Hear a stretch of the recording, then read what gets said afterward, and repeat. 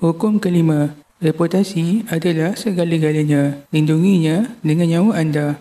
Hukum ini menekankan bahawa reputasi adalah aset paling berharga dalam dunia kuasa.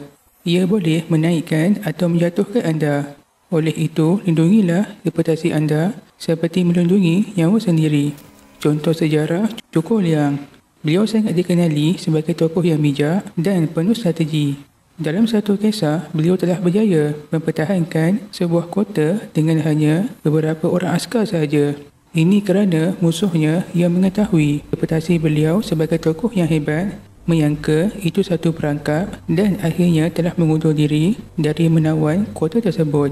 Ini membuktikan reputasi sahaja sudah cukup untuk menang tanpa bertempur.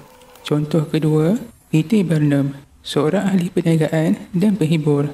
Beliau tahu bahawa reputasi yang menarik perhatian adalah kunci kejayaan. Beliau sanggup mencipta kontroversi dan menggunakan publicity untuk memastikan supaya namanya sentiasa disebut orang ramai. Reputasinya sebagai raja hiburan membolehkan ia membina empayar sirkus dan pertunjukan. Pengajaran pertama, reputasi menentukan persepsi. Reputasi anda adalah gambaran siapa anda di mata orang lain. Jika reputasi anda baik, anda akan dihormati dan dipercayai. Jika buruk, anda mudah ditolak dan dijatuhkan. Kedua, pelihara reputasi anda dari musuh. Musuh anda akan cuba menjatuhkan anda melalui serangan terhadap imej anda, iaitu reputasi. Jika mereka berjaya merosakkannya, segala pengaruh dan kuasa anda akan goyah.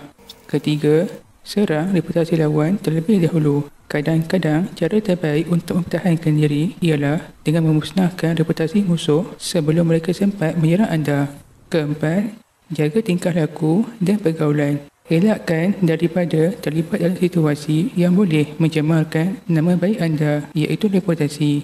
Pilih kawan dan rakan kerjasama dengan bijak kerana mereka boleh mencerminkan siapa diri anda. Sekiranya anda ingin belajar 48 tipe muslihat yang digunakan oleh pemerintah untuk mengekalkan kuasanya dan mengelak dari dimanipulasi orang lain, boleh baca buku ini dan tekan link di bio untuk mendapatkannya.